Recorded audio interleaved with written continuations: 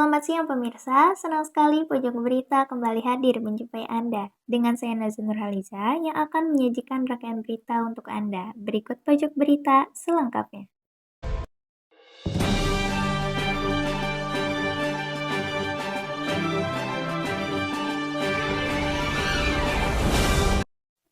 Berita pertama datang dari dunia olahraga bola basket yang diselenggarakan di Gimnasium Sekolah Vokasi IPB. Berikut berita selengkapnya. Gimnasium Sekolah Vokasi IPB menjadi tempat dilaksanakannya pertandingan Kejurnas Basket 2024 yang dimulai dari tanggal 15 April 2024. Kejurnas ini juga kita manfaatin untuk seleksi tim nasional ke kejuaraan SEABA U18. Gitu. Jadi Bogor dan Vokasi juga bisa berbangga juga karena ini merupakan event nasional pertama kali ya yang untuk antar klub di luar IBL. Tim sangat antusias dalam pertandingan ini, diharapkan penyelenggara bisa mendapatkan masukan dan juga evaluasi untuk penyelenggaraan kejuaraan nasional di tahun berikutnya. Mengingat bahwa Kejurnas ini baru pertama kali diselenggarakan sekaligus menjadi ajang PP Perbasi Pusat melakukan pemantauan pemain untuk membentuk Timnas Basket U18 Putra. Beralih ke berita kedua, Partai Keadilan Sejahtera melangsungkan acara Halal Bihalal yang berlokasi di DPP PKS pada Sabtu 27 April 2024. Acara tersebut turut dihadiri oleh para stakeholders PKS maupun partai lain yang turut diundang. Berikut berita selengkapnya. Halal Bihalal sekaligus tasyakuran milad PKS yang ke-22 ini menjadi suatu acara yang bertujuan untuk merangkul seluruh elemen bangsa dengan mengundang para pimpinan partai dengan harap dapat membangun negeri untuk kedepannya. Sekjen PKS, Abu Bakar Al-Habsyi mengatakan bahwa telah mengundang Prabowo untuk turut hadir. Namun di waktu yang sama Prabowo tengah menghadiri acara Halal Bihalal keluarga. Partai-partai yang di parlemen kita undang semua, ya. Jadi termasuk kepada Presiden dan Cawapres Paslon 1, 2, 3 kita undang. Tapi dari Pak Prabowo sudah menyatakan hari ini ada acara seperti ini juga di rumahnya dari keluarga besar. Jadi dia minta izin, kemungkinan kata Pak Dasko kemungkinan yang dikirim wakilnya Pak Muzani. Anies Baswedan dan Muhaimin Iskandar pun turut hadir di acara ini. Surya Paloh yang menjabat sebagai Ketua Umum Partai Nasdem pun juga turut hadir. Beliau didampingi langsung oleh Sekjen PKS menuju ruangan di mana acara berlangsung.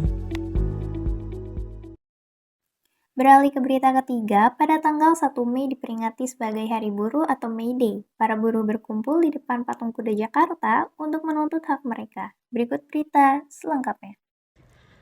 Peringatan Hari Buruh Internasional atau May Day ini bukan sekadar libur belaka. Ada mereka yang berjuang untuk menuntut hak yang sepantasnya. Sekitar 48.000 hingga 50.000 buruh akan mengepung Jakarta untuk berdemo di Istana Negara dan Gelora Bung Karno. Tuntutan utama dari para massa yaitu mengenai penghapusan Omnibus Law dan penolakan upah murah, yang dimana upah murah ini cukup membebani para buruh. Adapun beberapa tuntutan berbeda dari setiap elemen buruh yang hadir. Tepatnya mengadakan May Day Fiesta di Stadion Madia Senayan. Kurang lebih sekitar 30.000 sampai 40.000 massa aksi akan bertahan di sana. Pemirsa, informasi lainnya akan kami hadirkan usai jeda berikut ini. Tetaplah bersama kami, Pojok Berita segera kembali.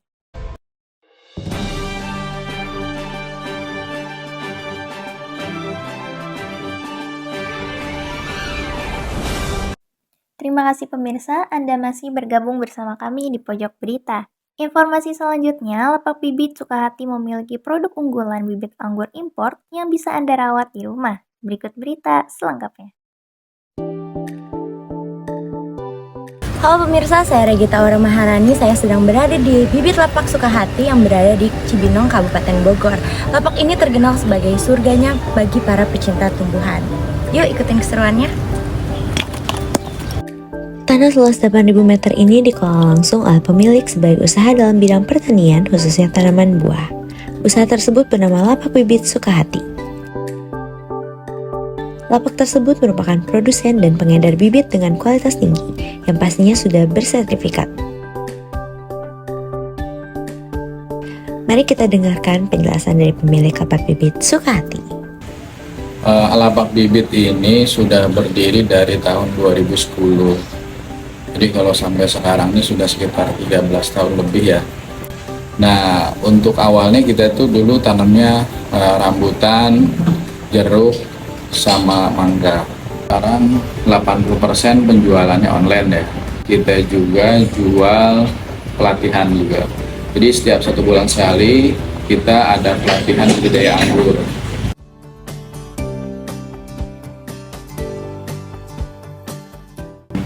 Jadi kita ngikutin pasar ya, komoditas yang rame itu yang kita kembangin banyak.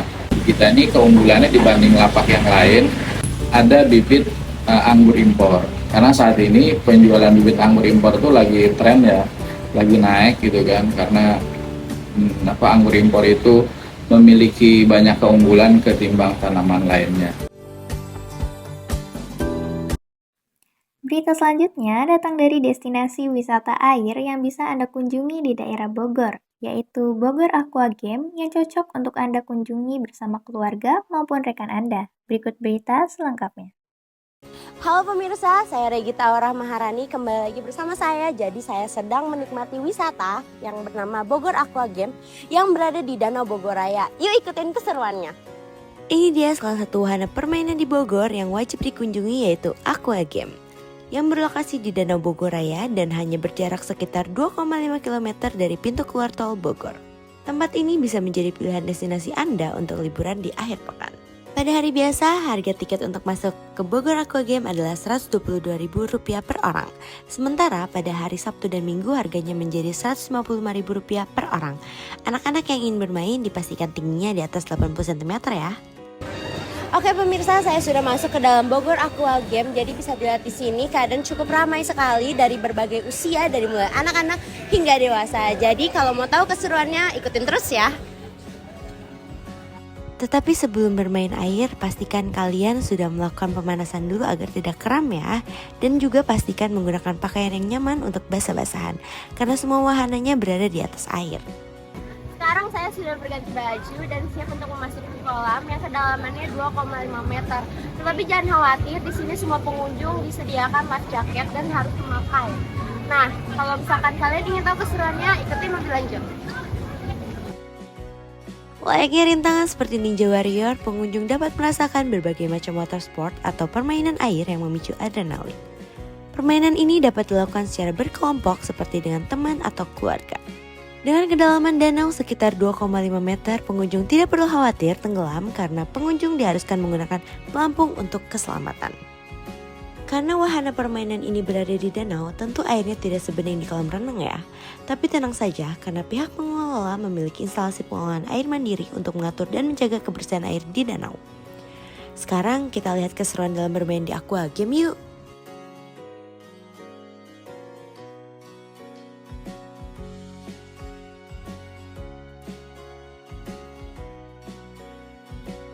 Aku Luana. Nama aku Melki. Aku Egi. Menurut aku seru banget karena di sini kan banyak obstacle-nya ya. Jadi kayak kita nggak bosen di sini. Kalau rintangannya? Ya, seru, ada banyak challenge, apalagi yang itu, yang climbing itu lumayan challenging. Jadi cukup Sama juga sih, seru, sama banyak obstacle sama challenge-nya. Tapi masalahnya agak terlalu licin aja buat aku sih. Jika kalian sudah lelah dan merasa lapar, tenang saja, karena di Aqua Game ini menyediakan food court dengan berbagai macam makanan. Fasilitas yang disediakan juga cukup lengkap, jadi pengunjung dipastikan akan bermain dengan aman dan nyaman.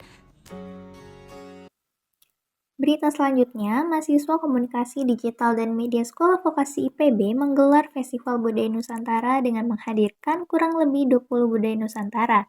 Berikut berita selengkapnya.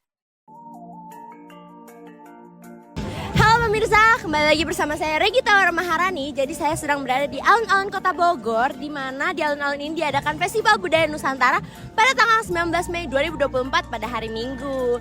Tapi menariknya di sini saya akan lebih mengulik dan membahas tentang budaya Jawa Barat. Jadi ikutin keseruannya. Mahasiswa Program Studi Komunikasi Digital dan Media Sekolah Vokasi IPB menggelar Festival Budaya Nusantara yang ke-15.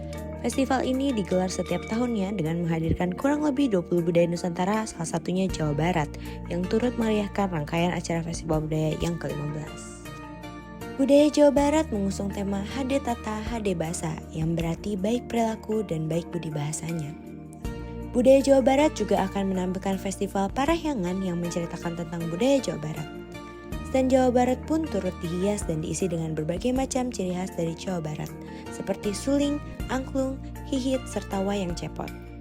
Makanan dan minuman serta camilan khas Jawa Barat pun ada di stand ini, mulai dari nasi tutuk oncom, es cendol, dan juga wajit. Wah, menarik bukan? Semua turut dipajang di stand Jawa Barat ini, mulai dari makanan, seni musik, hingga seni budayanya. Pemirsa, berita tersebut sekaligus mengakhiri perjumpaan kita kali ini. Saya Nazan Nurhaliza beserta tim redaksi pamit undur diri. Terima kasih telah menyaksikan Pojok Berita, selamat beristirahat dan sampai jumpa.